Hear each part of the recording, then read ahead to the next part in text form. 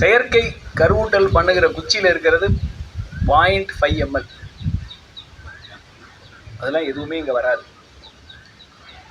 காலை நேரடியாக இணை சேர்ந்தால் அதிகபட்சம் ஒரு 1.5 to 2 ml, அதுவும் டீப் பெனிட்ரேஷன், அது உள்ளே தான் போகும். ஸோ விந்து அணு அல்லது செயற்கை கருவூட்டல் மருந்தெல்லாம் வெளியே வந்துச்சுங்கிறதெல்லாம் தயவு செஞ்சு நம்ம பயிற்சிக்கு வந்தவங்க யாரும் சொல்லாதீங்க. அந்த கர்ப்பப்பையினுடைய அந்த சர்விக்ஸ்ன்னு சொல்லக்கூடிய வாய், அந்த பகுதிகளிலையும் அதை ஒட்டிய பகுதியில் இருக்கக்கூடிய மற்ற அந்த சுரப்புகள் வெளியில் வரும். அதனால் அதுக்கு சம்மந்தம் இல்லை. செனைப்பிடிக்காததுக்கு வேறு காரணங்கள் இருக்குது, அதை தான் சொல்லியிருக்கேன். நீங்கள் இன்னொரு கேள்வி கேட்டீங்க, செனைப்பிடிக்கிறத எவ்வளவு சீக்கிரம் கண்டுபிடிக்கலான்ட்டு. 45லேருந்து 50 நாள் அனுபவம் உள்ள கால்நடை மருத்துவர்களும் 60 நாளைக்கு மேலே பெரும்பாலும் எல்லாரும் வந்து கையை விட்டு பார்த்து செனையாக இருக்கிறது சொல்லுவாங்க. இல்லை அதாம்மா, என்ன காரணம்னு கேட்டிங்கன்னா, மாடு நீங்கள் கை விட்டோன்னா கம்முன்னு நிற்காது, குதிக்கும். இவர் கையை விட்டுக்கிட்டு பண்ணும்போது ஏதாவது ஒன்று மாடு இளஞ்செனை கலைஞ்சிருச்சுன்னா உங்களுக்கு தானே அது இனத்துக்கு அவசரப்பட்டுக்கிட்டே கொஞ்சம் சரி. அது வந்து செனை பிடிக்காமல் இருக்கிறதுக்கு ஒரு வாய்ப்பு இருக்குமா? சில மாடுகள் அதையும் ஏமாற்றி அது மாதிரி போட்ட மாடெல்லாம் கருச்சது வேறு ஏற்பட்டுருக்கு. அதனால் டாக்டரே ஏமாற்றிடும். அது எல்லாம் இருக்குது. இப்போ எங்களுடைய யோசனையாக ஒன்று சொல்கிறேன். பால் இரத்த மாதிரிகளை எடுத்து 30 நாளில் செனை பிடிக்கிறதுக்கான சில வழிமுறைகள், டெக்னாலஜி இருக்குது. இப்போ நாங்கள் எப்படி வந்து இந்த தொழில்நுட்பத்தை அந்த யுவர் ஃபார்முக்குள்ளே இணைக்கிறதுங்கிறதுல நான் வந்து இப்போ அதை பற்றி பேசிக்கிட்டு இருக்கோம். இன்றைக்கி மத்தியானம் இப்போ மீட்டிங் வந்து அதை பற்றி பேசணும். ஏன்னா உங்களுக்கு வந்து ஏதோ எத்தனோ வெட்டினரினா ஏதோ பாரம்பரியத்தை சும்மா ஏதோ அரைச்சி கொடுக்குறாங்கிற மாதிரி இல்லாமல் உங்களை ரெக்கார்ட் மெயின்டெனன்ஸு எல்லாத்தையுமே அதுக்குள்ளே கொண்டு வரதுக்கான முயற்சியில் தான் இருக்கும். அதுவும் குறிப்பாக ஒரு 4-5 மாடு வச்சுட்டு வேறு வேலை பார்க்குறவங்களுக்கு வந்து எல்லாமே உங்களுக்கு அப்பப்போ அந்த மெசேஜ் வரும். இந்த மாடு வந்து இப்போ காலை கற்றுச்சுன்னு நீங்கள் அந்த ஆப்புக்குள்ளே என்ட்ரு பண்ணால் மற்றதெல்லாம் அதை அப்படியே ஃபாலோ பண்ணும். அதே போல் நீங்கள் இருந்த இடத்துல உங்கள் மாட்டில் மடிநோய் வந்து ஒரு சொட்டு பாலை எடுத்து ஒரு சென்சாரை வச்சா இது மடிநோய்க்கான வாய்ப்பு இருக்கா இல்லையாங்கிறத எங்களுக்கு அங்கே தெரிகிற மாதிரி அது ஒரு யோசனை இருக்குது. செனைப்பிடிக்காத மாட்டுகளுக்கு ஒரு ப்ரோபை உள்ளே வச்சா இன்டர்ஃபேஸ் பண்ணி உங்கள் செல்ஃபோனில் இருக்க ஆப்பில் எடுத்து எங்களுக்கு ஃபீட் பண்ணி 30 நாளில் நான் வந்து அல்ட்ராசோனோகிராஃபியை வந்து நான் பயன்படுத்தியிருக்கேன் ஆய்வுக்கு. நாங்கள் வந்து பக்கத்தில் மானிட்டரை வச்சுட்டு அந்த இதை உள்ளே விட்டு பார்க்குறப்ப இந்த எலும்பு ஃபார்ம் ஆகிருக்கிறது 30 நாளில் தெரியும். 30 நாளில் ஒரு மாடு செனைன்னு உறுதி பண்ணிட்டோன்னா மிகப்பெரிய வெற்றி நமக்கு. அதில் சில அல்ட்ராசோனிக் டெக்னாலஜி கொஞ்சம் சிக்கலானது. சிக்கல்னா என்ன? தொழில்நுட்பத்து சிக்கல் இல்லை. என்ன சிக்கல் உங்களுக்கு புரியலையா? ஆனா பெண்ணா புரியுதாப்போ சிக்கல். அதனால் கவர்மெண்ட் ரொம்ப கவனமாக ரெகுலேட் பண்ணிட்டு இருக்காங்க. இப்போ பாருங்க, மைக்ரோசாஃப்டில் ஃப்ளைட் ஓடலைங்க சொல்லுவாங்கள்ல, மதுரையில் அடித்தா மானாமதுரையில் வீங்குதுலாம் என்னமோ சொல்கிறதெல்லாம் இப்போ வந்து டெக்னாலஜி ஓவர் டிபெண்டன்ஸ். இப்போ ஒருத்தர் உடனே சொல்லிட்டாரு நம்ம அரசு சார்பாக, இந்தியாவில் பெரும் பாதிப்பு இல்லை. ஏன்னா நம்ம ரொம்பவும் அதை நம்பாமல் கொஞ்சம் இன்னமும் கையில் வச்சுருக்கோம். ஸோ சில நேரங்களில் தொழில்நுட்பம் வந்து நமக்கு ஆபத்தாகவும் இருக்குங்கிறதுனால அதை அப்படி பண்ணுறாங்க. அதையும் உள்ளடக்கி இந்த கிட்டெல்லாம் அப்படியே டெவலப் ஆகிட்டு இருக்கு. அது சம்மந்தமாகவும் நாங்கள் பேசிகிட்டு இருக்கோம். அது உங்களுக்கு ஒரு 30 நாளில் இருந்த இடத்துல பார்க்குறதுக்கு எங்கள் ஸ்டாஃப் வந்தாங்கன்னா ஒரு குறிப்பிட்ட நாளில் வந்து பார்க்குறது ஒரு எளிமையான முறையாக செய்யலாம். வாட்சில் வச்சுக்கலாம். இந்த ப்ரோப் வச்சோன்னே இந்த வாட்சில் தெரியும். அதெல்லாம் அந்த டெக்னாலஜியெல்லாம் இருக்குது. அதை எப்படி இதில் இன்டர்ஃபேஸ் பண்ணி எல்லோரும் கொண்டு வரது பார்த்துட்ருக்கோம். அதுதான் வந்து நமக்கு செனை உறாத மாடை 6 மாதம் 1 வருஷம் தீனி போட்டு வைக்கிற இழப்பு தான் வந்து மிகப்பெரிய இழப்பு. மடிநோய், அடுத்தது சினையை உறுதி பண்ணாத நிலை, சினை பிடிக்காதது, சினையை உறுதி பண்ண முடியாத நிலை. இது ரெண்டையும் நம்ம அட்ரஸ் பண்ணிட்டோன்னா மற்றதெல்லாம் நீங்கள் ஓரளவுக்கு சரி பண்ணிக்கலாம். அதற்கான முயற்சியில் இருக்கும். சீக்கிரம் பண்ணிடலாம். எனக்கு சூடாக குடிக்க மாட்டோமா? காஃபி டீ குடிக்காத பழக்கம் இருக்கிறாங்க. இல்லை டீ தான், இது லெமன் டீ தான்.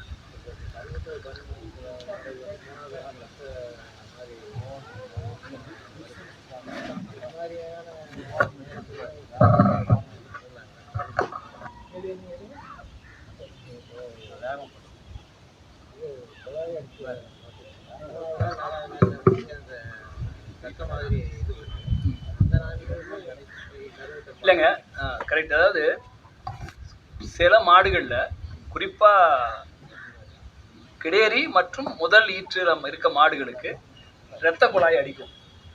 அது மெட்டிஸ்டல் ப்ளீடிங்னு பேர். அது ஒன்றும் பெருசாக பயப்படுறதுக்கு ஒன்றும் இல்லை. ஆனால் செனை பிடிச்சிருக்குமா இல்லையாங்கிறது சந்தேகம். ஊசி போட முடியாது. நான் அதனால தான் நான் இந்த இதை நிறைய பார்த்த பிறகு இப்போ டாக்டர் என்னன்னா ஒரு அளவுக்கு தான் கணிக்க முடியும். அதனால அவர் என்ன சொல்லுவாருன்னா, இந்த லேட் ஓவுலேஷன் இருக்கிறதுனால ஒரு 2 நாள் தொடர்ந்து செனை ஊசி போடுவாங்க இல்லையா, அதில் சில மாடு பிடிக்கும். நான் அந்த வேலைக்கே போகல.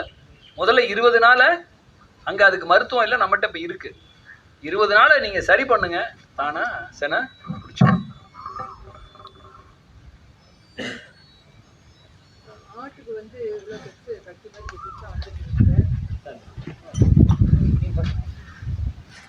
சார்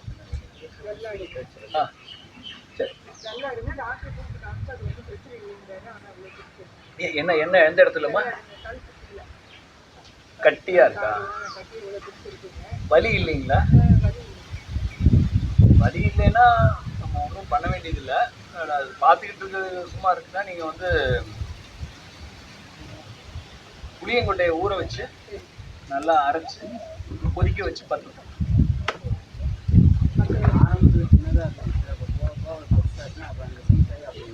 அதான் அது போடுங்க. ஒன்று வத்தி சின்னதாகும், இல்லைன்னா புண்ணாகி இது வரும். அதை அடுக்கி விட்டு நம்ம சரி பண்ணிடலாம். ஐயா, இந்த பெரியம்மா நோய் வந்துங்க அந்த ரெடி ஆயிடுச்சுங்க மாட்டுக்குங்க. இதில் வந்து மறுபடி புண்ணானது அந்த தோல் அந்த முடி முளைக்காமீங்க அரிக்கிற மாதிரி சொரிஞ்சிட்டே இருந்து மறுபடியும் புண்ணாகுதுங்க. இப்படி ஒரு மாட்டுக்கு நடக்குது. இன்னொரு மாட்டுக்கு என்ன ஆகுதுன்னா அம்மை நோய் இல்லை, ஆனால் ஒவ்வொரு இடத்துல வந்து ஒரு இந்த காலக்கண்ணுக்கு மறுபடியும் இந்த அம்மையாட்டம் புடச்சி வருதுங்க. அது அப்படியே பார்த்திங்கன்னா புண்ணாகாமல் ஒரு சின்ன லேயராட்டம் விட்டு விட்டு வந்துடுது. அது தொடர்ச்சியாக வந்துகிட்டே இருக்குதுங்க ஐயா. அப்படி அது எதனாலங்க ஐயா? அதாவது பெரியம்மை ஒன்று, அதனுடைய பாதிப்பு வந்து தோலில் வந்து அது அந்த அந்த அந்த பர்டிகுலர் திசுக்களை தான் அதிகமாக பாதிக்கிறதுனால அதனுடைய சாயல் இருக்கும். ஸோ வெத்தலை மிளகு உப்பு ஆரம்பத்திலே கொடுக்கும்போது அதெல்லாம் பெருவாரியாக இல்லாமல் இருக்குது.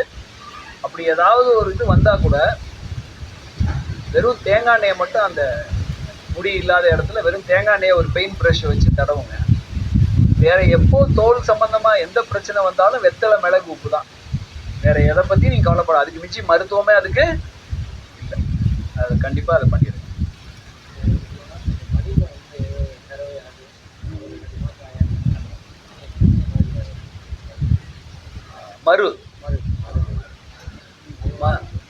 மரு வந்து உண்மையிலேயே ரொம்ப சிக்கலான ஒரு விஷயங்க. நிறைய மருந்துகள் இருக்கு. மரு வந்து ஒரு சிக்கலான பிரச்சனை. சில மருந்துகள் இருக்கு, அதுலேயே கூட ரத்தத்தை எடுத்து திருப்பி எல்லாம் போட்டுலாம் பண்ணுவாங்க, கொட்டிடும், அப்புறம் திரும்ப வரும். திரும்ப திரும்ப வர்றது தான் மரு. இப்போ நம்ம வந்து ஹெர்போவாட் அந்த மருந்து வச்சுருக்கோங்க. வெத்தலை மிளகு உப்பை கொடுக்கணும். 5 வெத்தலை, 5 கிராம் மிளகு, 5 கிராம் கல் உப்பு ஒரு நாளைக்கு 2 வேளை ஒரு 10-15 நாளைக்கு கொடுக்கணும். அது தொடர்ந்து ஒரு நாள் 2 நாள் விட்டுருங்க. ஏன்னா இது வந்து நீண்ட நாள் பிரச்சனை இருக்கனால. அடுத்தது அந்த மருவுக்குள்ள மருந்தை வாங்கி வெண்ணெயில் குழப்பி ஈரம் இல்லாத மாதிரி வச்சுட்டு ஒரு பெயிண்ட் ப்ரஷ்ஷை வச்சுட்டு அந்த மருவனுடைய அடிபாகத்தில் படுற மாதிரி தேய்க்கணும். இதில் ஒரே ஒரு சிக்கல் என்னன்னு கேட்டிங்கன்னா, 8 வாரம், கிட்டத்தட்ட 8 வாரம், 2 மாதத்துக்கு நீங்கள் என்ன அன்றைக்கி அவ்வளோ தூரம் மைக் பிடிச்சிட்டுலாம் பேசினாரு, ஒன்றும் சத்தமே இல்லைங்கிற மாதிரி இருக்கும். மனசு விடாதீங்க. அந்த கடைசி மாதத்தில் பூரா எல்லாம் பண்ணுறீங்க. கொஞ்சம் பொறுமையாக செய்யணும். ஏன்னா வார்ட்டுங்கிறது வந்து அது மிகப்பெரிய இது. இவ்வளோ பெருசெல்லாம் இருக்குது. காலிஃப்ளவர் மாதிரியெல்லாம் நாங்கள் சரி பண்ணியிருக்கோம். சின்ன மருவெல்லாம் சிலது வந்து 2 மாதத்துக்குள்ளேயே உளுந்துரும். சிலது வந்து ஆனால் நீங்கள் ட்ரீட்மெண்ட்டு 12 வீக்ஸ் பண்ணணும். சும்மா அப்படியே அதை அப்படியே வெண்ணெயில் குழப்பி அப்படி தடவிட்டு உங்கள் வேலையை பார்த்துட்டே இருக்கு. வெத்தலை மிளகு மட்டும் ஒரு வாரம் 10 நாள் கொடுத்துருங்க. வேறு ஒன்றும் ஐயா உள்ளு கொடுக்கல.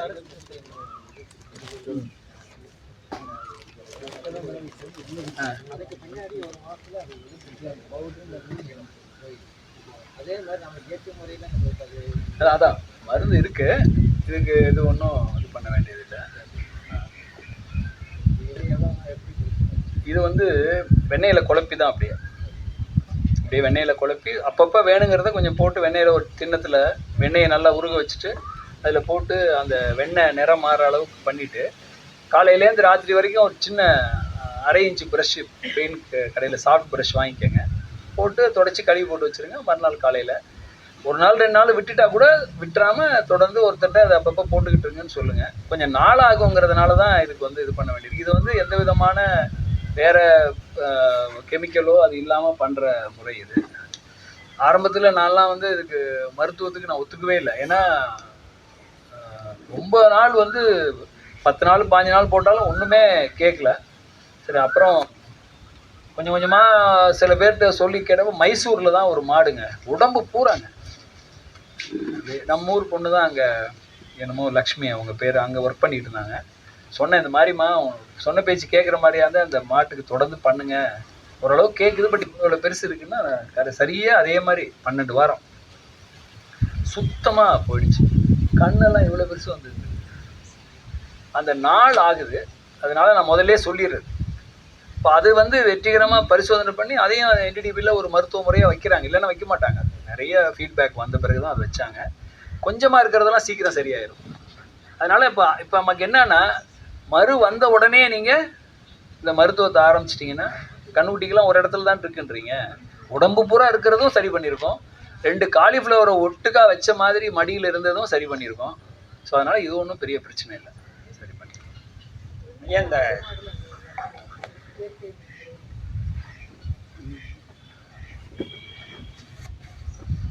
இந்த மருந்து வந்து நான் 5 வருஷமாக முடியாதுன்னு சொன்னனால நான்லாம் அதுக்கெல்லாம் மருந்து செய்யலாம் வேணாம் அப்படின்னு சொன்னேன். என்ன ரீசன்னா, இப்போ நீங்கள் பண்ணுற மருந்தெல்லாம் அப்படி போட்டோன்னே இந்த பக்கம் அப்படியே உண்ணியெல்லாம் செத்து விழுகிற மாதிரி இருக்கும். நம்ம அந்த கொள்கைக்கு நேர் எதிர்மாறணும். ஏன்னா உண்ணி மருந்து சாகுது, அதை கண்ணுக்குட்டி மாட்டை அந்த நக்குனா அதுக்கு பிரச்சனை வந்து அதே இறந்து போயிருக்கணும். கண்ணுக்குட்டியெல்லாம் பார்த்துருக்கோம். மாட்டுக்கு கறக்கிறோம், மாட்டை நம்ம தொடுறோம், அப்புறம் மாடு பால் கறக்குது, மாட்டை கழுவி விட்டிங்கன்னா தரைக்கு வருது, இப்படி ஏகப்பட்டது ஒரு அப்படியே செயினாக அந்த பிரச்சனை இருக்குது. அப்படி எல்லாம் பார்த்த பிறகு நம்ம ஒரு மருந்தை கொடுத்து இதை நீங்கள் அப்படியெல்லாம் கொதிக்க வச்சு போடுங்க அப்படின்னு சொன்னால் உண்ணி சாகாது, இதை யாரும் ஏற்றுக்க மாட்டாங்க அப்படின்னு சொன்னேன். அப்புறம் உண்ணி காய்ச்சல் மிகப்பெரிய பிரச்சனையாக இருக்கிறதுனால இது வந்து ஒரு 1.5 வருஷமாக இதை வந்து சரியான. அப்புறம் எனக்கு மருந்து ஏற்கனவே இருந்தது, நான் கொஞ்சம் வெயிட் பண்ணிகிட்டு இருந்தேன். கொஞ்சம் அதை ரெடி பண்ணியிருக்கோம். தண்ணியில் கொதிக்க வைக்கணும். இந்த பாக்கெட்டில் இருக்கிறது ஒரு 1.5 லிட்டரில் போட்டு நல்லா கொதிக்க வச்சு அதை இறக்கி வச்சு ஒரு 100 மில்லி, ஈக்காக இருந்தால் ஒரு 150 மில்லியாக தண்ணி ஊற்றுக்கணும். ஏன்னா ஈ வந்து உட்காந்துட்டு போகிறது. பார்த்ததா இருந்தால் ஒரு 100 மில்லி. இது இந்த ஒரு பிடிப்புத்தன்மை வேணும். விவசாயம் பண்ணுறவங்களுக்கு தெரியும், ஒட்டும் திரவம். ஸோ அது இருந்ததுன்னா அதே போட்டுக்கலாம் நீங்கள். பட் அது எல்லா இடத்துலையும் இருக்காது, டவுனில் இருக்கவங்கள்ட்ட இருக்காதுங்கிறதுனால 1 ரூபா ஷாம்பு இருக்கு இல்லையா, அதை போட சொல்கிறோம். போட்டு நல்லா கலக்கிட்டு வடிகட்டி அதை எடுத்து தேங்காய் நார்லேயோ பஞ்சிலையோ இல்லை வடிகட்டினா ஸ்ப்ரேயிலையோ நீங்கள் அடிக்கலாம். உண்ணிக்கெல்லாம் ஸ்ப்ரே பண்ணால் கேட்காது, நல்லா தேய்ச்சி விடுங்க. நிறைய உண்ணி இருந்ததுன்னா போகாது, எல்லாம் போகாது. என்ன ஒரு இதுன்னா, நீங்கள் தொடர்ந்து 1 வாரம் அதை மருத்துவம் பண்ணலாம். இது எல்லாமே இயற்கை சார்ந்த பொருள். நம்முடைய பாரம்பரியம், அம்மா இங்கே வாவா ஆசை முத்தம் தாத்தா, இலையில் சோறு போட்டு ஈயை தூர தான் ஓட்டு, அடித்து கொல்லுன்னா நம்ம கொல்லவும் முடியாதுங்க. எவ்வளவு கொல்லுவீங்க நீங்கள்? வராது, ரிப்பல்லண்ட்டு தான்மா. நம்ம இடத்த விட்டு போகணும்.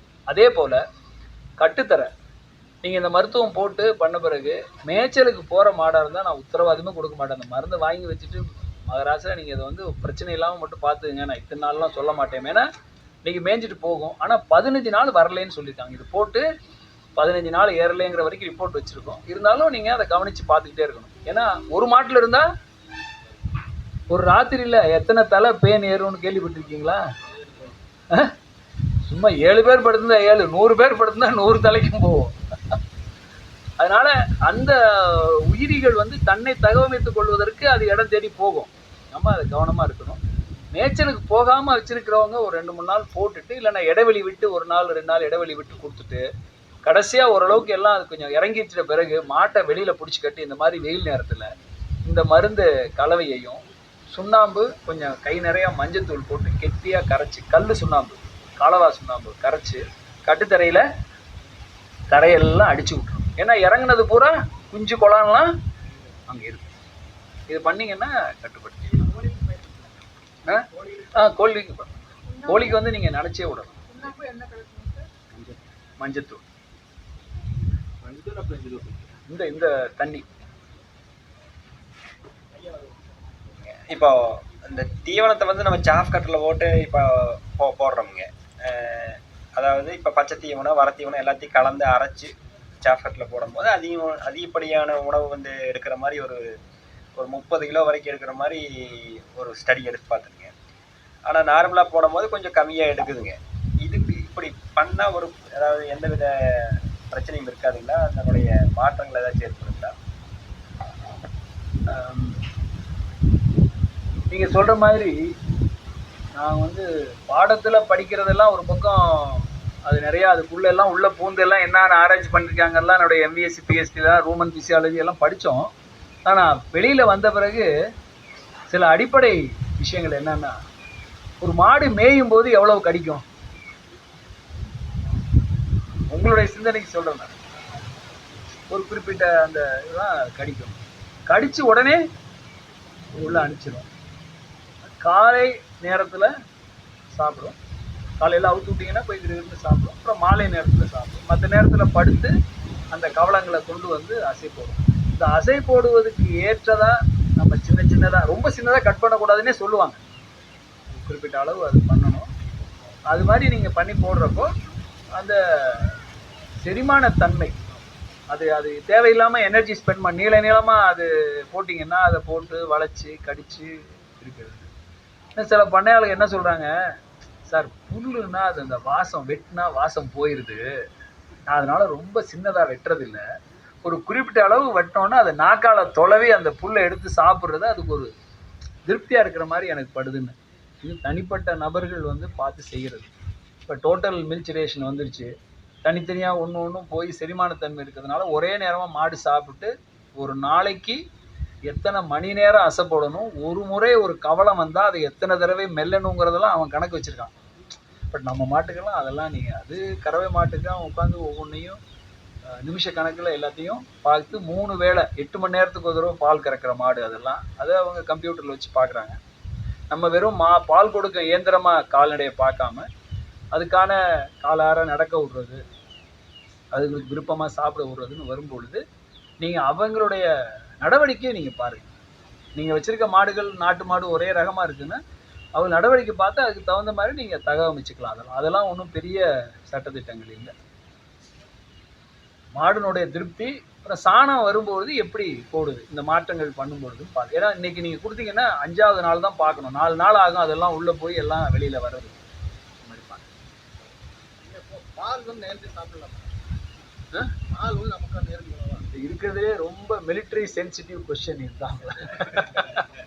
வெள்ளையா இருக்க பொருள்லாம் சாப்பிட வேணான்னு எல்லா பக்கமும் சொல்லி நாங்கள் சீனி சர்க்கரை பரோட்டா மராதா மைதாவோடு நிறுத்திக்கிட்டோம். நீங்கள் பால் அதாவதுங்க, நான் இதுக்கு பதில் சொல்கிறதுக்கு எனக்கு சில அதிகாரம் எப்படின்னு கேட்டிங்கன்னா, நான் பாரம்பரிய மருத்துவரோட உள்ளே இருக்கேன்.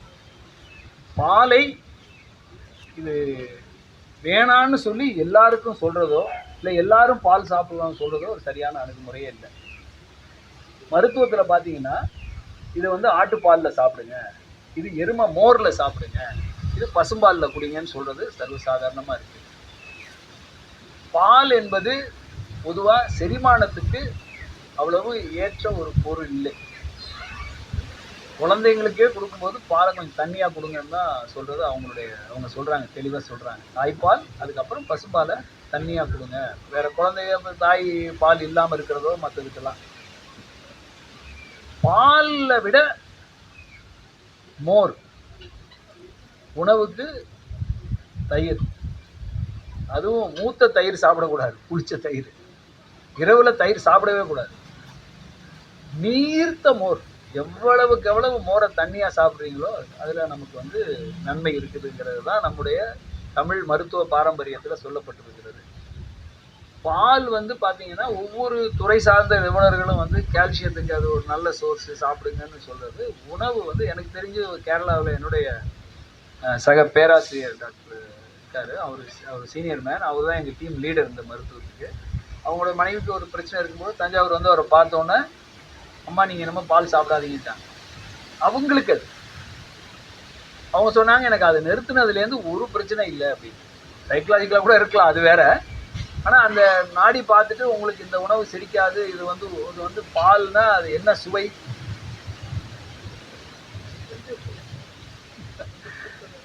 சித்த மருத்துவத்தில் சுவைங்கெல்லாம் தேன் என்ன சுவை, கசப்பு. அது நான் சொன்னால் உங்களுக்கு நல்லா இருக்காது, அது புரியாது, அது கன்ஃபியூஸ் பண்ண வேணாம். அது அப்புறமா ஒரு நாளைக்கு சித்த மருத்துவ வகுப்பு ஐயா புண்ணியமூர்த்தி அவர்களை கூப்பிட்டு வந்து இல்லையா ஒரு காணொலியில் அதெல்லாம் வெளியிடலாம். அதுக்கு ஒரு நேரம் இதை முடிஞ்சிருச்சுன்னா, நான் கால்நடை மருத்துவத்தை உங்கள்கிட்ட கொண்டு நான் சேர்த்தாச்சுன்னா மனித மருத்துவத்தை கையில் எடுத்தா 40 வயசுக்கு மேலே புனிய நிமிர முடியாமல் இருக்க ஆண்கள் பெண்களை அடுத்த தலைமுறையை காப்பாற்றிட்டு தான் நம்ம போகணும்னு யோசிச்சுக்கிட்டு இருக்கேன். ஏன்னா அவ்வளோ சிக்கலான ஒரு இருக்குது. அதில் எல்லாம் இதெல்லாம் வருது. உணவு என்பது தனி ஒரு நபர் சம்மந்தப்பட்டது.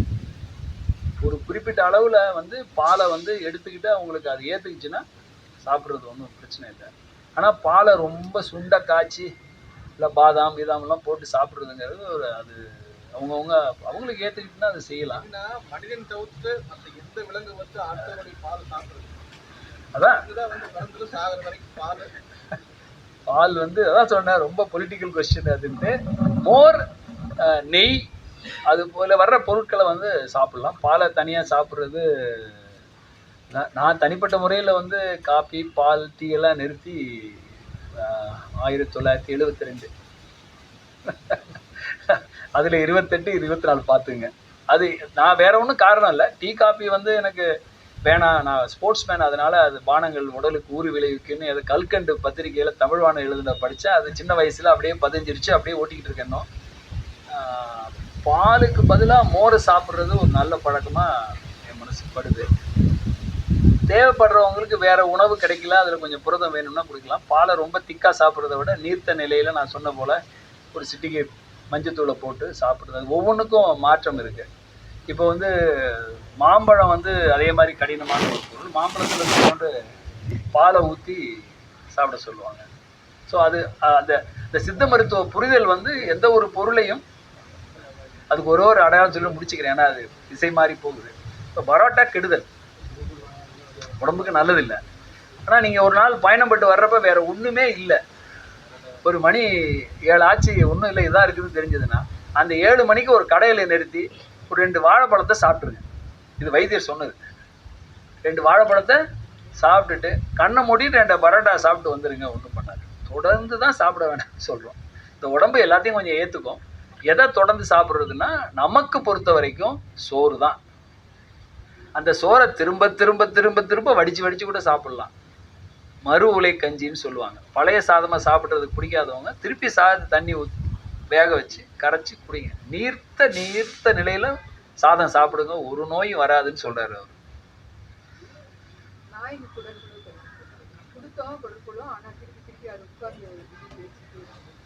குடப்புழு நீக்கத்துக்கு கீடோ ப்ளஸ் கொடுக்கலாமா? இது ஏன்னா நம்மளது வந்து வெறும் குடப்புழுக்காக மட்டும் இல்லை, ஒரு குடல் நலம் பார்க்குறது, இதே கொடுக்கலாம். அது ஒரு ஸ்பூன் எப்படி கொடுக்குறதுன்னு பார்த்துங்க. அப்படியே நாட்டு சர்க்கரையில் பிசைஞ்சு கொடுக்கறது தான். அது உங்களுக்கு ஏதாவது ஒரு உணவில் பிசைஞ்சு வைக்கிற மாதிரி இருந்ததுன்னா ஈவினிங்கில் அந்த ஒரு ஸ்பூனை நம்ம சர்க்கரை ஸ்பூனில் ஒரு ஸ்பூன் போதும். என் மாடுங்க ஒரு வாரம் சரியாக மேவட்லிங்க, எங்களுக்கு வைக்கபில் வாங்கி போட்டு நெஸ்ட்டுங்க. ஆனால் ஒரு வாரம் கழிச்சு காதில் நீர் வந்து கெட்ட வாடையோடு வருதுங்க. அடுத்த மாடு பரவிடுச்சுங்க. மாடு ரொம்ப உருக்கிடுச்சுங்க. இப்போ ஒரு வாரம் நடக்குதுங்க. அது என்ன மாடுங்க இது? நம்ம இந்த மாடு தெரியுங்க, நாட்டு மாடு, ஜெர்சி கலப்பின மாடு. ஆமாங்க. பைப் வச்சு இது கழுவுறீங்களா மாடு? இல்லைங்க. தண்ணி எடுத்து ஊற்றி கழுவாங்களா? இல்லைங்க, நாங்கள் சும்மா 10 கிலோ கழுவுங்க. அது இப்போ செய்ய வேலைங்க, ஒரு மாதம் எதுவுமே. ஒரு காதில் மட்டும் சீல் வடி. ஆமாங்க. இப்போ 2 மாட்டுக்கு பரவிடுச்சு ரோட்லேருந்து. மாடி அழைச்சிருச்சுங்க.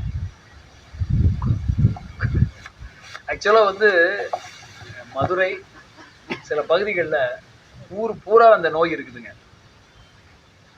காதில் நிறைய மாட்டுக்கு வந்து 1 மாதம் 2 மாதமாக இது பண்ணியும் சரியாகலை. சரி, நான் மருத்துவம் சொல்கிறேன், நிறைய பேருக்கு சரியாக இருக்குது. அதுக்கான காரணம் வந்து ஒன்று சில வகையான கொசுக்கள் உள்ளே போய் அது அந்த லோக்கல் இன்ஃபெக்ஷனாக இருக்கலாம், இல்லை தண்ணி ஏதோ ஒரு வகையில் தண்ணி பட்டு மழை பெய்கிற தண்ணியோ ஏதோ ஒன்று பட்டு போகலாம். பட் அவ்வளோ சீக்கிரம் அதில் வராது. இயற்கை வந்து கொஞ்சம் நல்லா இருக்கும். வெத்தலை மிளகு உப்பு கொடுக்கணுங்க. இந்த ஃபெபோனாம்னு காய்ச்சலுக்கு ஒரு மருந்து வச்சுருக்கோம். அது வந்து ஒரு நாளைக்கு 2 வேளை, ஒரு 3 நாளைக்கு 6 வேளை அதை வந்து நாட்டு சக்கரையில் பிசைஞ்சு கொடுங்க. வெத்தலை மிளகு உப்பு போனதும் அரைச்சி கொடுக்க ஆரம்பிச்சிருங்க. நல்லா கவனிச்சுங்க.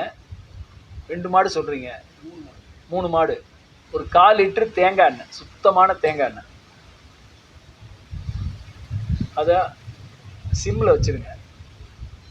3 மாடு 1/4 லிட்டரு. ஒரு 6 பல்லு பூண்டு வந்து பென்சில் சீவுறதில் வச்சு சீவி இலையாக அதில் போடுங்க. லேசாக சூடு ஏறிக்கிட்டு இருக்கட்டும். மஞ்சத்தூள் ஒரு 1/2 ஸ்பூனு. தும்பை கிடைக்குமா உங்களுக்கு அந்த இடத்துல? இப்போ தும்பை இலையில் ஒரு கைப்பிடி, தும்பை பூ ஒரு கைப்பிடி, சுத்தமாக ஈரம் இல்லாமல் எடுத்துங்க. இந்த பூண்டும் மஞ்சளும் சூடானவுடனே அந்த சிம்லேயே இதை போட்டு ஒரு நல்லா கிண்டி அந்த சூடு இலையில் இருக்க அந்த சாறு இறங்குறதுக்கு ரொம்ப போட்டு கொதிக்க விட வேணாம், சூடு பண்ணுங்க. நல்லா அந்த நீர் சத்தெல்லாம் இதாகிறது உங்களுக்கு தெரியும்.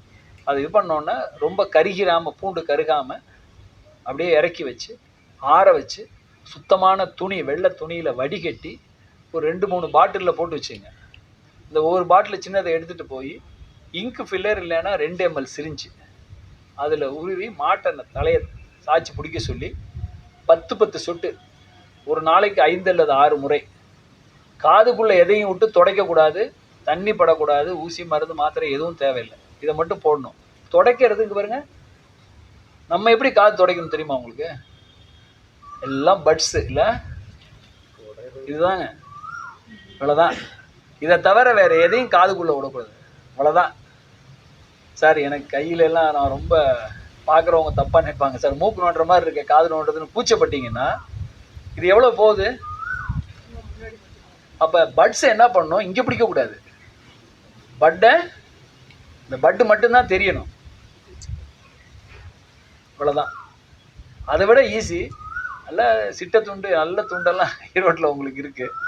அல்லது கர்ச்சிப்பு ஒன்று, சுத்தமான கர்ச்சிப்பு வச்சுங்க. குளித்தோடனே அந்த கர்ச்சிப்புக்குள்ளே விரலை விட்டுட்டு அவ்வளோதான் துடைக்கணும். காதுக்குள்ளே உள்ளே, இதை நான் ஏதோ சித்த வைத்தியத்தில் சொல்லலை, நல்ல நேர்மையான இஎன்டி யாரை கேட்டாலும் காதுக்குள்ளே எதையும் அந்த வேக்ஸ் இருக்கணும். அந்த வேக்ஸை தொடச்சி காது வேலை வெளியே கொண்டு வர்றது. இந்த மருத்துவத்தை நீங்கள் பண்ணுங்கய்யா. யுவர் ஃபார்மில் நோட் பண்ணிங்க, அவர்கிட்ட நம்பர் கொடுத்துருங்க, ஃபாலோ பண்ணுங்கள். 15 டேஸ்க்குள்ளே சரியாகணும். என்ன சொல்லுங்கள். பாதி நீங்கள் பாதி நாங்கள், அதான் மருத்துவம். சரி. இப்போ விவசாயி பழைய முறை பார்த்தீங்கன்னா ஆடு மாடு கோழி எருமை மாடு எல்லாம் வச்சுருந்தோம். இயற்கை முறையும் இந்த கல்வியை கொண்டு வந்துட்டு எல்லாத்தையுமே கார்பரேட் மயமாக்கி பார்த்தீங்கன்னா நாட்டு மாடு இருக்கிறது இல்லை, எல்லாமே இந்த ஹைபிரிட் மாடு. ஆனால் 2 ஈட்டு 5 அடியாது. நோயின் தாக்கம் வருது. இப்போ என்னாச்சு, பால் கறக்குறாங்க, அது தாக்கம் குழந்தைகளுக்கு மற்ற இப்படியே வந்து என்னாச்சுன்னா நிறைய பிரச்சனை உருவாக ஆரம்பிச்சு. சுகர் பிபிக்கு இந்த காரணங்கிறாங்க. இல்லை, அதான் அந்த A1 A2வில் கூட அதை தான் அவங்க சஜஸ்டிவாக சொன்னாங்க சார். ஆக்சுவலாக வந்து இந்த பிரச்சனை வந்து நான் 2010 ஒரு சர்வதேச கருத்தரங்கம் நடத்திட்டு, சரி நம்ம இதை அடுத்த கட்டம் எங்கே எடுத்துகிட்டு போகலான்னு நினச்சிக்கிட்டு இருக்கப்ப 2010 நவம்பரில் ராஜஸ்தான் உதய்பூர் நினைக்கிறேன், உதய்பூரில் ஒரு கருத்தரங்கத்துக்கு போயிருந்தேன். அங்கே வெளிநாட்டில் இருந்து வந்த 2 நெதர்லாந்து, அந்த கேதரின்ங்கிற பெண்மணி வந்து, அங்கே ஒரு இன்டர்நேஷ்னல் பப்பட் ஷோ நடக்குதுன்னா நீ போகக்கூடாது, நீ என் கூட பேச உட்கார, முக்கியமான விஷயம் பேசணும்னு உட்கார வச்சிச்சு அந்த அம்மா. அந்த அம்மா சொன்ன செய்தி, 1970லேருந்து ஆரம்பித்து அரசு நிறைய சலுகைகள் கொடுத்து, வங்கிகள் கடன் கொடுத்து, நிறைய முயற்சிகள் பண்ணி 1,80,000 பண்ணை நாங்கள் உருவாக்கணும்.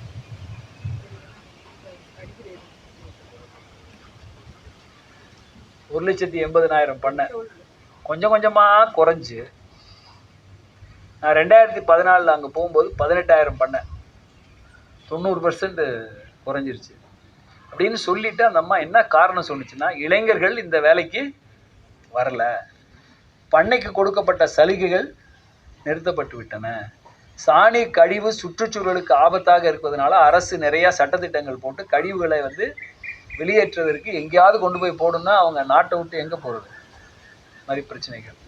மாடுகள் வந்து 1 ஈத்து 2 ஈத்துக்கு மேலே செனை பிடிக்க மாட்டேங்குது, நிறைய நோய் வாய்ப்படுதுன்னு அவங்களுக்கும் அந்த பிரச்சனை இருந்தது. நான் சொன்னேன், இது எங்கள் பிரச்சனை மாதிரியே தெரியுது, நீங்கள் இப்படி சொல்கிறீங்களே. ஸோ உலகம் பூரா இந்த பிரச்சனை இருக்கிறதுனால அங்கே நான் போன பிறகு தான் பார்த்தேன். அங்கே வந்து பிளாக் ஆர்ஃப் என்னமோ இன்னொரு 4-5 பேர், மற்றதெல்லாம் எனக்கு ஞாபகம் வரல, அவங்க நாட்டு இனங்களை திருப்பி கொண்டு வராங்க. உங்களுக்கு தெரியும் இல்லையா, ஹோல்ஷியன் ஃப்ரீஷியன் இருக்குது.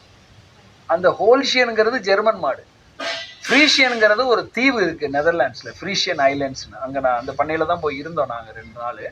அந்த ஃப்ரீஷியன் மாட்டையும் ஹோல்ஷியனையும் சேர்த்து தான் ஹோல்ஷியன் ஃப்ரீஷியன். அவங்க என்ன பண்ணிட்டாங்க, இப்போ ஹெச்எஃப் வேணான்னு சொல்லி ஃப்ரீஷியனை கொண்டு வராங்க, அவங்க ஊர் மாடு. ஸோ எல்லா பக்கமும் இந்த மாற்றம் நடந்துக்கிட்டு இருக்குங்க. இப்போ அதில் வந்து நமக்கு பால் தேவை. அதனால அரசே என்னன்னா ஒரு சிக்கலுக்கு மாட்டிக்கிச்சு. ரொம்ப வருஷமாக அதை பற்றி பேசும்போது அவங்களுக்கு ஒரு சிக்கலாக இருக்குன்னா, கறவையை கூட்டுவதற்காக நம்ம ஒரு இனம் கொண்டு வந்தோம், அதில் இருக்க பிரச்சனைகள். ஆனால் நம்ம இனங்கள்லையும் நல்ல குணங்கள் இருக்குது. இப்போ நேற்று ஒருத்தர் பேசினார், காங்கேய மாடு 6 லிட்டர் குறையாமல் தினம் கறக்குதுங்கிறார். கலப்பன மாடு எதுங்க அதை விட கறக்குது? அதுவே அந்த 5-6 லிட்டர் தான் சராசரி. நேஷனல் ஆவரேஜ் பார்த்தீங்கன்னா 6 லிட்டர் தான். எங்கேயோ ஒரு மாடு 30-40 கறக்கலாம். ஸோ அப்போ கலப்பின மாடுகளுக்கு நிறைய செலவு பண்ணி அது செனை பிடிக்காமல் அதோட போர் அடிச்சுக்கிட்டு இருக்கிறதுக்கு நம்ம அதை கொஞ்சம் உள்நாட்டு இனங்களை கொண்டு வரணுங்கிறது அரசின் கொள்கையாகவும் இருக்கிறதுனால தான் எல்லா இடங்கள்லையும் உள்நாட்டு இன மாடுகளை வளர்ப்பதற்கு ஆதரவு அவங்க கொடுத்துக்கிட்டு இருக்காங்க. ஆனால் என்னென்னா, வருமானம் வரலைன்னா திட்டுவாங்களே அப்படிங்கிற கொஞ்சம் பயந்து பேச வேண்டிய அவசியம் இருக்குது. நம்ம தமிழ்நாட்டில் ஒரு நன்மை என்னென்னா, நம்மகிட்ட எப்பவுமே பெரும் கறவை மாடுகள்னு ஒன்று இருந்ததில்லை. எல்லாமே அந்த டியூவல் பர்பஸ்ன்னு சொல்லி வேலைக்கும் இதுவுமா இருந்தது. அப்புறம் நமக்கு ஜல்லிக்கட்டு, உழவு, ரேஸு, இப்போ இயற்கை வேளாண்மைக்கு கழிவுகள், அது முக்கியத்துவம் வந்ததுனால நம்ம அந்த பாடுகளை பாதுகாக்கிற ஒரு விஷயம் வந்துருச்சு.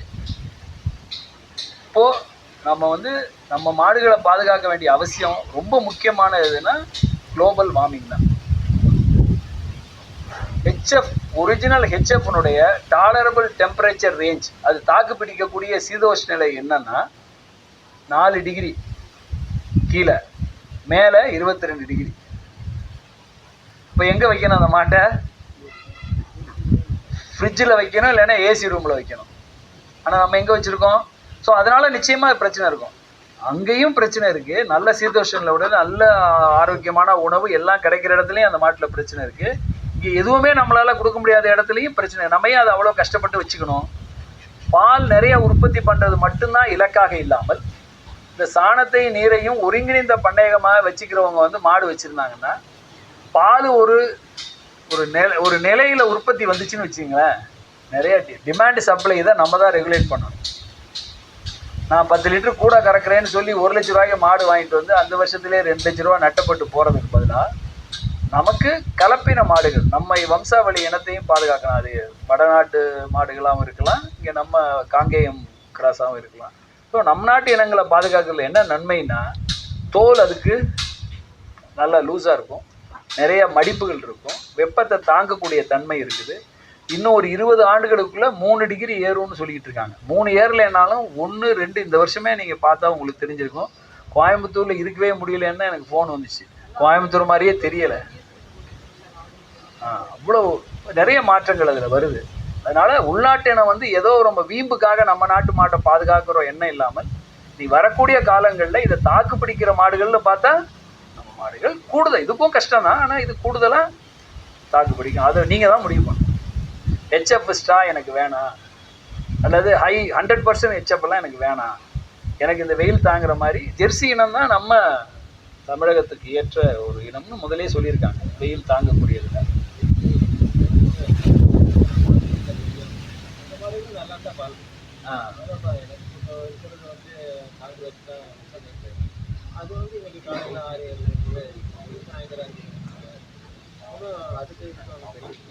இல்லைங்க, இப்போ சார் கேட்குறதுல வந்து ஆண்டாள் பாசுரத்தில் அந்த வரியை நான் வந்து திரும்ப எல்லாரும் வாங்க குடம் நிறைக்கும் வள்ளல் பெரும் பசுக்கள்னு சொல்கிறாங்க. அதனுடைய காலம் வந்து ஒரு 800-1000 ஆண்டுகள், 1000 ஆண்டுகளுக்கு முன்னாடி கிட்டத்தட்ட அவங்க வந்து வாங்க குடம் நிறைக்கும் வள்ளல் பசுக்கள்னா, ஏம்மா குடத்துக்குன்னு ஒரு அளவு இருக்குல்லம்மா, அதை விட குறைச்சலாக இருந்தால் என்ன சொல்லியிருக்கணும்? தோண்டி, சொம்பு, அப்படி தானே சொல்லியிருக்கணும். குடம்னு சொன்னால் அது குறைச்சலாக ஒரு 8 லிட்டராவது கறந்துருந்தானே குடம்னு சொல்லுங்க. வாங்க குடம், வாங்க தோண்டி நிறைக்கணும் கூட எழுதிருக்கு, படித்து பேசியிருக்கலாம். அவங்க வந்து எப்போவுமே பார்க்கறது தான் எழுதுவாங்க. ஸோ ஒரு குடம் நிறைய பால், ஒரு நுர பொங்க வந்ததுனால தான் அதை எழுதியிருக்காங்க. அதனால் நம்மகிட்ட கறவை இனங்கள் ஸ்ரீவில்லிபுத்தூரில் பாடியிருக்கிறது. ஸோ அங்கே இந்த மாதிரி ஒரு மாடுகள் 800 ஆண்டுகள் முன்பே இருந்திருக்கு. அதே மாதிரி வந்து ராஜராஜ சோழன் நிவேதனம் கொடுக்கும்போது இத்தனை எருமைகள், இத்தனை பசுக்கள், இத்தனை ஆடுகள்னு சொல்லியிருக்காங்க. இதுலேருந்து என்ன பண்ணணும்னா அவங்க பாலை கறந்து காய்ச்சி உர போட்டு கடைஞ்சி வெண்ணெயை எடுத்து நெய்யா காய்ச்சி கோயிலுக்கு, அவ்வளோதான். அதெல்லாம் பால் கறக்காமல் இருந்தால் நெய் கொடுக்க முடியுமாங்க? ஸோ அதனால் நம்மகிட்ட இருந்தது, காலப்போக்கில் அதை வந்து நம்ம இது பண்ணிட்டோம். பெரியம்மா நோய்க்கு வந்து இறந்த கண்டுபிடிங்க ஒரு 10 நாள் 12 நாள் கண்டுபிடிச்சு எதுங்க மை பெரியம்மா நோய் வந்துச்சுன்னா அந்த கண்ணுக்குட்டிகள் வந்து அதிகமாக பாதிக்குதுங்க. இப்போ கண்ணு போட்டு 10 நாளில் வந்துருச்சுன்னு வைங்க, அதை சமாளிக்கவே முடியுமா நீங்கள்? அதுக்கு என்ன பண்ணாங்க? ரொம்ப கஷ்டமான நிலைமைங்க. ஏன்னா இந்த லம்பி ஸ்கின் டிசீஸுங்கிறது 1950லேயே வந்து ஆப்பிரிக்க நாடுகள், அதுக்கப்புறம் கிழக்கு ஐரோப்பிய நாடுகள், அதுக்கப்புறம் அரபு நாடுகள்லாம் வந்தது. நம்ம நாட்டுக்கு முதல் முறையாக 2019 அந்த கடைசி குவார்ட்டர், கொரோனாவுக்கு ஒரு 2-3 மாதம் முன்னாடி தான் முத வந்தது. நான் அதை பற்றிய செய்திகளை வந்து சேகரம் பண்ணிகிட்டே இருக்கும்போது டிசம்பர்லேயே வந்து கேரளாவில் வந்துருச்சு. தமிழ்நாட்டுக்குள்ளே அந்த பக்கம்லாம் திருவள்ளூர் அந்த பகுதியிலலாம் சொல்ல ஆரம்பிச்சிட்டாங்க. ஜனவரி, பிப்ரவரி, மார்ச்லாம் எல்லா பக்கமும் பரவலாக வர ஆரம்பிச்சிருச்சு. ஸோ அது என்னான்னு கண்டுபிடிச்சி வர்றதுக்குள்ளே அந்த நோயை வந்து பெரியம்மைங்கிற பேர் வந்து, நான் சொன்னது போல் வைத்தியர் புண்ணியமூர்த்தி அவர்கள் தான் அந்த படத்தை பார்த்துட்டு பெரியம்மைன்னு சொன்னாங்க. அந்த பேரில் தான் மருத்துவம்லாம் எல்லாருக்கும் அனுப்பிச்சி விட்டோம். கன்றுகளுக்கு வந்து என்ன நடந்ததுங்கிறத பார்க்கும்போது இந்த கொப்பளம் உங்களுக்கு வெளியில் தெரியுது இல்லைங்களா? இது மாட்டினுடைய வெளிப்பகுதி மட்டும் இல்லை, உணவு குழல், மூச்சு குழல்லையும் உள்ளே வருது, ஈரல், நுரையீரல்லையும் வருது, மற்ற அவயங்கள்லையும் வருது. பெரிய மாடுகளுக்கு வந்து சமாளிச்சுக்கணும். கன்றுகளுக்கு ஏற்கனவே சின்னதாக இருக்கும் எல்லாம், இது வந்தோடனே மூச்சு அடைக்குது, பால் மட்டும்தான் அதுக்கு உணவு, உட்காய்ச்சல் அதிகமாக இருக்குது. அதாவது 1 வருஷத்துக்கு கீழே, இன்னும் குறிப்பாக 6 மாதத்துக்கு கீழே கன்றுகள் தான் மிகப்பெரிய பாதிப்பு. வைரஸ் நோய்களுக்கு, எந்த வைரஸ் நோய்க்கும் மருத்துவம் இல்லை. அதை நோய் எதிர்ப்பு தன்மையை கொடுத்து தான் அதை பாதுகாக்கணும். அதை பயத்தில் அதுக்கு காய்ச்சல் இருக்குன்னு காய்ச்சல் மருந்தோ வலி மருந்தெல்லாம் கொடுத்ததெல்லாம் மிகப்பெரிய ஆபத்தை சந்திச்சிருக்கு. ஒன்று. அதுக்கு அடுத்தது, இந்த புட்டு புட்டாக இருக்கிறத பார்த்தோன்னே வேப்பலை மஞ்சள் எடுத்து எல்லாரும் தேய்ச்சி விட்டாங்க. அம்மை எப்படிங்க இருக்கும்? அது தோல் அப்படியே மெல்லிஸாக இருக்கும். அம்மை கொப்பளம் வந்து மெல்லிஸாக இருக்கும். அது தேய்ச்சோன்னே எல்லாம் நான் ரொம்ப கவனமாக அதுக்கான மருத்துவம் சொல்லியிருக்கேன். வெத்தலை மிளகு உப்பு அரைச்சி கொடுத்துட்டு வாய் வழியாக, காய்ச்சல் இருந்தால் காய்ச்சலுக்கு ஒரு 2 நாளைக்கு மட்டும் மருந்து கொடுத்தா போதும். மற்றபடி நல்லெண்ணெயில் பூண்டு, மஞ்சள், வேப்பிலை, குப்பைமணி தலையை அரைச்சி ஊற்றி காய வச்சு எடுத்து வச்சுக்கிட்டு, ஒரு சின்ன கொட்டாங்கச்சியில் வச்சுட்டு, ஒரு துணி முடிச்சோ அல்லது கோழி இறகோ மயில் இறகு மாதிரி அதை எடுத்து அப்படியே எண்ணெய் பசை காயாமல் அது மேலே தடவிக்கிட்டே இருக்கும். இந்த மாடு எங்கேயும் உரையறதுக்கு இடம் இல்லாமல் தனியாக கட்டி வச்சுக்கணும். மற்ற மாடுகள்லாம் 1 வாரம், அதிகபட்சம் 10 நாள். காலில் குழம்புல வந்தால் தான் பிரச்சனை. அதுக்கெல்லாம் நம்ம மருந்து, இந்த ஊண்டு பவுடர்லாம் வச்சுக்கிட்டு போட்டோம்னா, காயங்களுக்கு என்ன செய்யக்கூடாதுன்னு தெரிஞ்சுங்க. தண்ணி படக்கூடாது, வேப்பெண்ணெய் போடக்கூடாது, ஸ்ப்ரே பண்ணக்கூடாது. இது 3 பண்ணாமல் இருந்தீங்கன்னா புண்ணு ஆறிடும். என்ன பண்ணணும்னா பூண்டு, மஞ்சள், குப்பைமேனி தாரை அரைச்சி வெண்ணெயில் குழப்பி போடும். செய்கிறது இது, செய்யக்கூடாது. பண்ணால் கண்ணுக்குட்டி மட்டும் 30லேருந்து 40 நாள் 45 நாள்லாம் ஆகுது காப்பாற்றுறதுக்கு. இறப்பு வந்தால் கண்ணுக்குட்டிகளை மட்டும்தான் இறப்பு வருது. ஏன்னா அது அவங்க ஏற்கனவே நிறையா ஊசிகள் போட்டுடுறாங்க. இந்த ஹெர்போ வூண்ட் பவுடர் இது. ஸோ அது பெரியம்மையை பற்றி இன்னொரு செய்தி என்ன சொல்கிறது, அதை இப்போ மைக்ரோசாஃப்டில் ஒரு பிரச்சனையானது எல்லாமே ஹேச்சியமாக என்ன நடந்திருக்கு, யாருக்கு என்ன நடந்ததுங்கிறத பற்றி முழுசாக தெரியலன்னு சொல்கிற மாதிரி, இத்தனை வருஷமாக 50 வருஷத்துக்கு மேலே இருக்கிற ஒரு நோய்க்கு இது எப்படித்தான் பரவுதுன்னு நான் உறுதியாக தெரியலைங்க. பூச்சி, பறவைகள் அல்லது ஈக்கள் போன்ற இன்செக்ட்ஸினால் பரவலாம் என்று நம்பப்படுகிறது தான் இன்றைக்கி செய்தி. ஆனால் அது பார்த்தீங்கன்னா 20 மாடு இருக்க இடத்துல 2 மாட்டுக்கு மட்டும் வருது. திருப்பி ஒரு 3 மாதம் கழித்து இன்னும் 2 மாட்டுக்கு வருது. எப்படி வருதுன்னே தெரியல. ஆனால் நோய் ஒரு இடத்துல வீங்கினாலும் சரி, உடம்பு பூரா வீங்கினாலும் பெரியம்மைக்கான ஒரு மருத்துவத்தை முதல்ல செய்ய ஆரம்பிச்சிட்டிங்கன்னா மாட்டில் பிரச்சனை இல்லாமல் காப்பாற்றிடலாம். கால்நடை சொல்றேங்க, எந்த காலம் நடக்கிறதே இல்லை, எல்லாம் கட்டி வைத்து அப்படியே இருக்குது. அது தீவனம் போடுறோம், அதனால அதுக்கான உணவு வந்து முதல்ல வந்து நடந்து மேய்ச்சிட்டு எல்லாம் பண்ணிட்டு இருக்கு. அதில் எல்லா சேஞ்சும் கொண்டு வந்து அதனால என்ன தன்மையை மாறுது.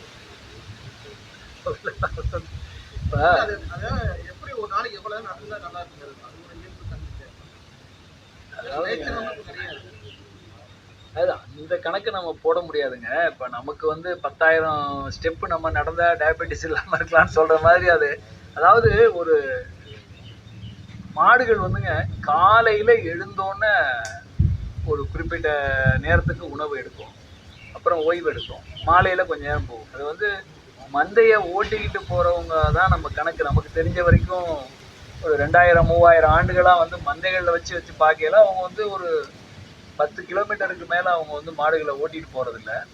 செம்மறி ஆடுகள் இன்னும் கொஞ்சம் கூடுதலாக ஓட்டுறாங்க.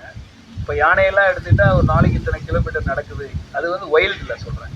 இப்போ நம்ம வந்து டொமஸ்டிகேட் பண்ண பிறகு அவைகள் நடந்து போய் சாப்பிட்றதுங்கிறது தான் இன்றைக்கி காடுகள் வந்து யானைகளாலேயும் மாடுகள் மேய்க்கிற காடுகளும் தான் வளமாக இருக்குதுங்கிறது தான் ஆய்வு முடியாதெல்லாம் எல்லாம் கெடுக்குது, புல்லெல்லாம் கடிக்குதுன்னு போய் சொல்லிக்கிட்டு இருந்தாங்க. இப்போ அதை ஏற்றுக்கிட்டாங்க. நமக்கு என்ன சாத்தியம்னு பார்த்தா, இப்போ வெளிநாட்டிலேருந்து வர்றவங்கலாம் எங்கிட்ட சொல்கிறது என்னென்னா, Punniyamoorthy why your keeping your animals always டைடுன்னு ஆச்சரியமாக கேட்குறேன். என்ன பொழுதுனைக்கும் கட்டியே வச்சுருக்கீங்க, இது என்ன மாடா என்ன அதுன்னு அந்த வெல்ஃபேர் ஆஸ்பெக்டில் அவங்க ரொம்ப கவலைப்படுறாங்க. அதனால் மாடு வச்சுக்கணும்னு நினைக்கிறவங்க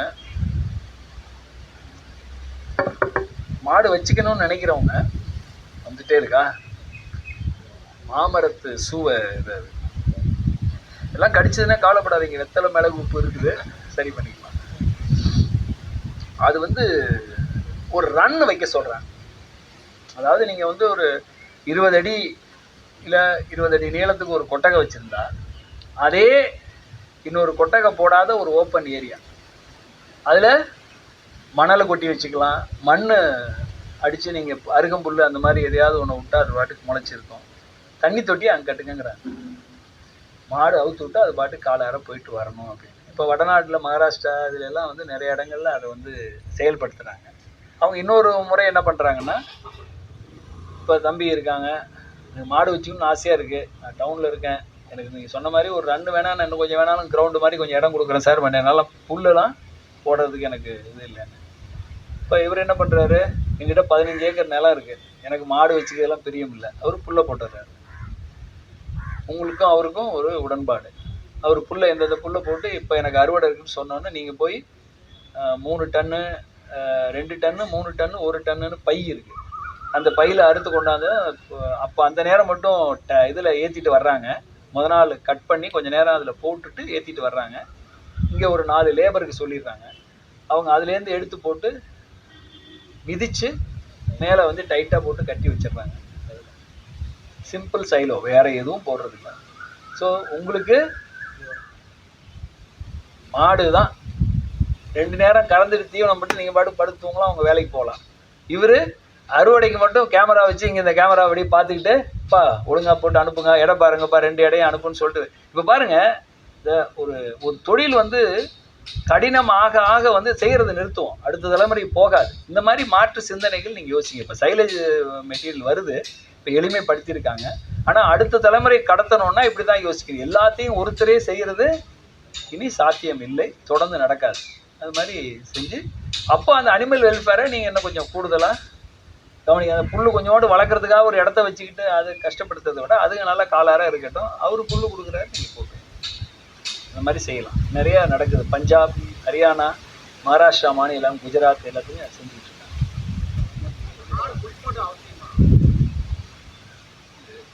அதாவதுங்க உடம்பை தேய்ச்சி விடணுங்க, கண்டிப்பாக தேய்க்கணும். தண்ணி ஊற்றணுமாங்கிறது வந்து நம்ம விருப்பம்தான், சூழ்நிலைக்கு தகுந்த மாதிரி. சம்மரில் கூட அவ்வளவு கடுமையான வெப்பம் இருக்க கூட நாங்கள் வந்து காலை நேரம் அல்லது மாலை நேரத்தில் தான் தண்ணி, பகலில் வெயில் நேரத்தில் தண்ணி ஊற்றக்கூடாது. நான் அதுக்கு மேலே பேசலை, ஏன்னா குளிக்கிறது சம்மந்தமான நிறைய செய்திகள் மனிதர்களுக்கே இருக்குது. அது வேணாம், அதுக்கிட்ட போக வேணாம். இப்போது மாடுகளுக்கு குளியாட்டுறதுங்கிறது நம்முடைய விருப்பமான செயல் தான். ஆனால் உடம்பு தேய்ச்சி விட்டு அந்த தோல் ரத்த ஓட்டத்தை அதிகரிக்கிறது கட்டாயமாக செய்ய வேண்டியது. நாட்டு மாடு வச்சுருக்கவங்கலாம் 24 25 வயசு மாடு சார். இது அப்போ வந்தது அதான் சொல்லுவாங்க. 18 19 ஈத்தெல்லாம் ரொம்ப சர்வசாதாரணமாக இருக்கும். வருஷத்துக்கு ஒன்று வந்து செய்ய முடியும். இப்போ நம்ம அதை உறுதி பண்ணிடலாம். நமக்கு இருக்க சூழலில் நம்ம அந்த கர்ப்பப்பையில் வந்து இன்ஃபெக்ஷன் இல்லாமல் பார்க்குறதும், இந்த முள்ளங்கி சோத்துக்கத்தாழெல்லாம் கொடுத்து கரெக்டாக அந்த கண்ணு போடும்போதே சில விஷயங்களை நம்ம கவனமாக இருந்துட்டோம்னா அந்த 40வது 45வது நாள் கண்ணாடி மாதிரி இருக்கும். காத்திருக்க வேண்டியதில்லை. முதல்ல இந்த ட்ரீட்மெண்ட் ஆரம்பித்து கர்ப்பப்பை சுருங்கி அந்த கண்ணாடி மாதிரி வர்றதெல்லாம் இது பண்ணிட்டோம்னா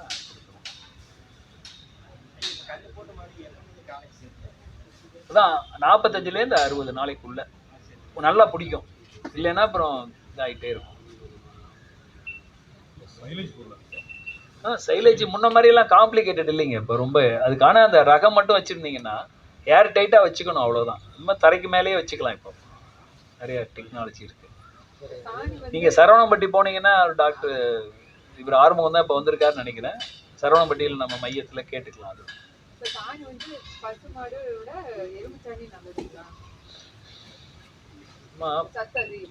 பசு மாடும் எரும மாடும் பால் வெள்ளையா இருக்கிறத பூரா வேற மாதிரிமா. இது வேற அது வேறையம்மா.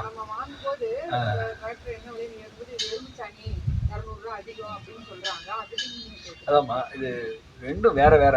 எருமை வந்து நம்முடைய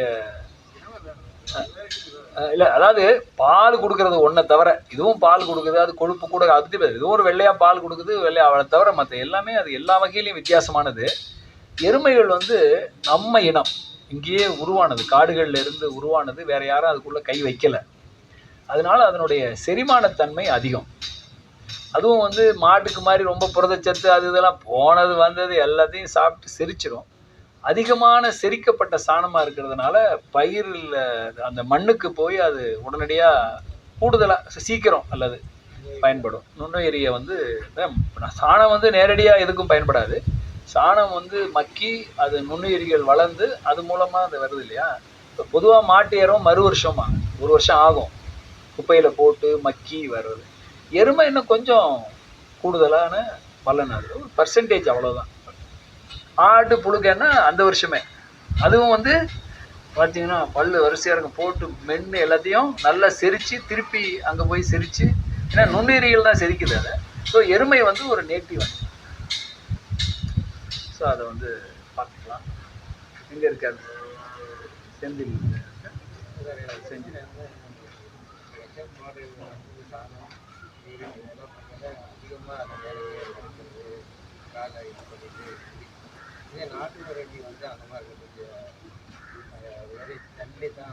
சார். அதெல்லாம் ரொம்ப நம்ம வந்து வெளியூர்காரவங்களை ரொம்ப குறை சொல்ல முடியாது சார். நம்ம வளர்க்குறதுல இருக்கு. மாடுகள் வந்து அதான் அந்த அதான் கூச்சம், யாரும் கறக்குறாங்களான்னு பார்க்காத தன்மையை வச்சு தான் அந்த மாடே அவங்க செலக்ட் பண்ணாங்க. நம்மளுது வந்து யார் வர்றான்னு திரும்பி பார்க்காமே வாசத்தை வச்சு அம்மா வர்றாங்களா ஐயா வர்றாங்களா வெளியாள் வருதான்னு நாய் மாதிரி மோப்பம் எடுக்கிற தன்மை உடையது நம்ம கால்நடை. ஏன்னா பெரிய அளவில் மாற்றம் இல்லை, இயற்கையிலே அப்படியே இருக்குது. அதனால உடற்புழு நீக்கம் பண்ணியிருக்கம்மா. என்ன கொடுத்தீங்க? அது இதுக்கு வந்துருங்க, நீங்கள் இங்கே வாங்க, கீடோ ப்ளஸ் கொடுங்க. அது முடிஞ்சு 1 வாரம் கழித்து ரிவைவால் கொடுங்க. இதுக்கு நடுவில் வந்து கடல புண்ணாக்கு போடுறீங்களா? அதான் கடல புண்ணாக்க அரிசி வடித்த கஞ்சியில் ஊற போட்டு ஒவ்வொரு கை வைக்க ஆரம்பிங்க. இந்த மருத்துவம் பண்ணிங்க. உணவுலையும் கொஞ்சம் புரதம் சேர்த்துங்க. தெரியும், வேற எதுவும் பெருசாக பண்ண வேண்டியது.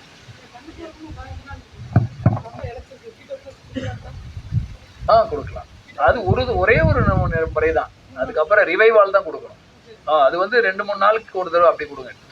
டெய்லி கொடுக்க வேண்டியது. குளம் குட்டையில் மேய்ஞ்சிக்கிட்டு சாக்கடை அங்கங்கெல்லாம் போயிட்டு வர்ற மாட்டுக்கு தான் ரொம்ப தீவிரமாக கீடோ ப்ளஸை வந்து அடிக்கடி கொடுக்கணும். அதெல்லாம் பண்ணணும். அப்படியா? சரி, அதான் 2 நாளைக்கு ஒரு தடவை கொடுத்துட்டு திருப்பி அடுத்த மாதம் அது மாதிரி ஒரு 2-3 மாதம் மட்டும் 2 கண்ணு போட்ட பிறகு கொடுத்துக்கலாம்.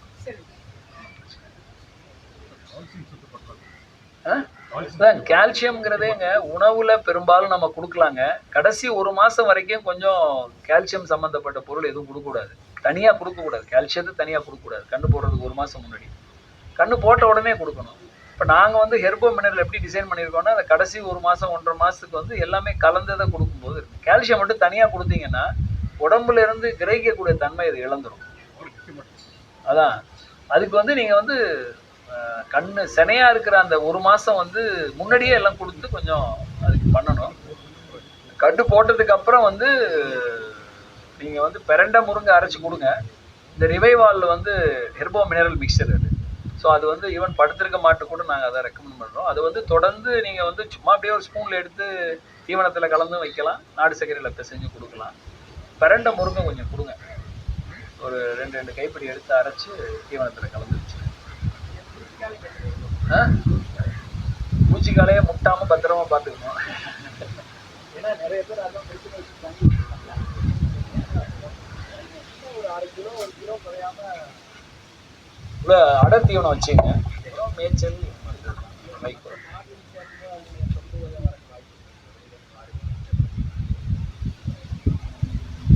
காளைக்கு இன்ஃபெக்ஷன் அங்கேருந்து வந்து அது மற்ற காளைகளுக்கு பரவுறதுக்கு கண்டிப்பாக வாய்ப்பு உண்டு. அதனால தான் வந்து இது வந்து செயற்கை கருவூட்டல் முறையே வந்தது. அது வந்து நீங்கள் நம்ம ஃபெபோனாமும் நீங்கள் என்ன பண்ணலாம், வாரத்தில் இப்போ நீங்கள் வந்து எத்தனை மாடு மிதிக்குது மாதத்துலையா? அப்போ நீங்கள் 5 நாளைக்கு ஒரு தடவை ஃபெபோனாம் ஒரு கோர்ஸும், அது முடிஞ்சதுக்கப்புறம் ரிவைவால் ஒரு கோர்ஸும் கொடுத்துருங்க. ஸோ இன்ஃபெக்ஷன் இல்லாமல் இது பண்ணலாம். அப்புறம் மற்றபடி க்ளீனிங் அப்போ கொஞ்சம் பார்த்துங்க, அந்த இது வரும்போது எதுவும் ரெட் டாட்ஸ் எதுவும் தெரியுதா என்னான்ட்டு மீட்டிங் அப்போ. மற்றபடி நம்ம நாட்டு மாடுகளுக்கு இயற்கையாக காங்கேயம் காலை தானே, ஒரு ப்ரிவென்டிவ் மட்டும் வச்சுக்கோங்க.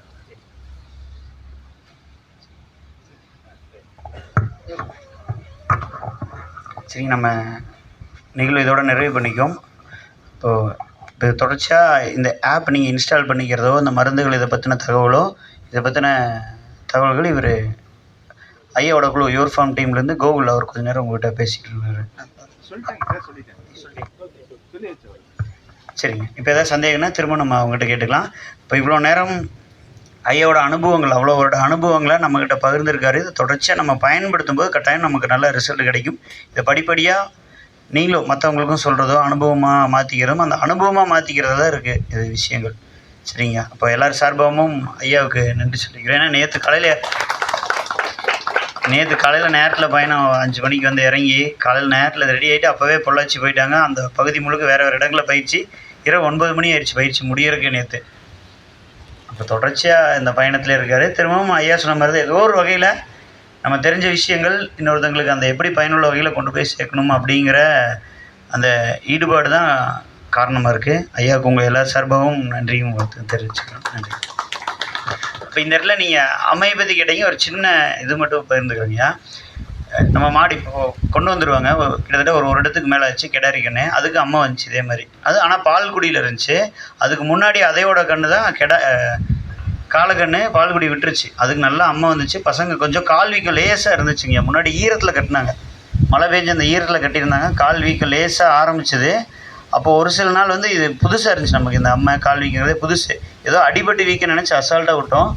இது கொஞ்சம் உடம்புல தடிப்பு வந்ததுக்கப்புறம் தான் மருத்துவமே ஆரம்பித்தோம், அதை காப்பாற்ற முடியல. ஆனால் அடுத்த முறை இதை கவனிச்சிட்டே இருந்தோம். கிடாரி கண்ணுக்கு லேசாக கால் வீக்கம் வரும்போதே கணிக்க ஆரம்பிச்சிட்டோம். சொன்ன அந்த மருத்துவத்தை தொடர்ச்சியாக நிறைய பண்ணோம். இன்னொன்று என்ன, கரெக்டாக ஒரு மாதத்துக்கு முன்னாடி வீட்டில் குழந்தைங்களுக்குலாம் இதே மாதிரி காய்ச்சல் இருந்துச்சு. அப்போ நம்ம காய்ச்சல் இருந்துச்சுன்னா வெளியில் காற்றடிச்சா இன்னும் காய்ச்சல் அதிகமாகுது. கொஞ்சம் கதகதப்பாக இருந்துச்சோம்னா சரியாயிருது. அப்போ இது யோசித்தோம், மாடுகள் வெளியே தான் கட்டுற வேறு வழியில். ஆனால் அந்த கண்ணுக்குட்டி ஒரு சின்ன அறை இருக்குது, அந்த அறைக்குள்ளே கப்புன்னு அடைச்ச மாதிரி கட்டினோம். நம்ம குழந்தைக்கு என்ன பண்ணோம், ஆவி பிடிக்க வச்சோன்னா. அப்போ மாட்டுக்கு டெய்லி ஆவி பிடிக்கிறது, கொஞ்சம் கதகதப்பான இடத்துல மாற்றணும், நல்ல ரிசல்ட் கிடச்சிதுங்க. அது அனுபவம் பண்ணி பார்த்தோம். இன்னொன்று அது பால்குடியில் இருந்துச்சு, சீக்கிரமாக தயாராகிடுச்சுங்க. வேறு எந்த உணவும் எடுத்துக்கல, தீனி எடுத்துக்கல. ஆனால் தாய்ப்பால் அந்த மாடுகிட்ட பால் ஊட்டினால அது கொஞ்சம் அதுவுமே ஒரு காரணமாக பட்டுச்சுங்க அனுபவத்தில். சரிங்க, அப்போது திரும்ப எல்லோரும் சார்பாக ஐயாவுக்கு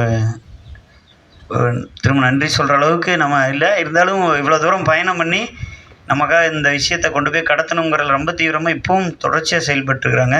நன்றி மற்றும் வாழ்த்து. மருந்துகள் டிஸ்பிளே ஒரு சிலர் கேட்டிருந்தாங்க என்னென்ன மருந்து இருக்குன்ட்டு. இப்போ அங்கே டேபிளில் வச்சுருவாங்க, பார்த்துடலாம். அப்படியே எல்லாேருக்கும் முருங்கை இலை சூப்பு, முருங்கைக்கீரை சூப்பு தயாராக இருக்குது, அதையும் நம்ம குடிச்சிடலாம். முருங்கைக்கீரை, மிளகு, சீரகம் இந்த மாதிரி நிறைய மருந்து பொருட்கள் போட்டது, அதையும் நம்ம குடிச்சிடலாம். மருந்துகள் அங்கே இப்போ டிஸ்பிளே வச்சுருக்காங்க, அங்கே பார்த்துடலாங்க எல்லோரும். அங்கே டேபிள் இருக்கு பாருங்கள், அதில் டிஸ்பிளே இருக்கும், பார்த்துருங்க எல்லோரும்.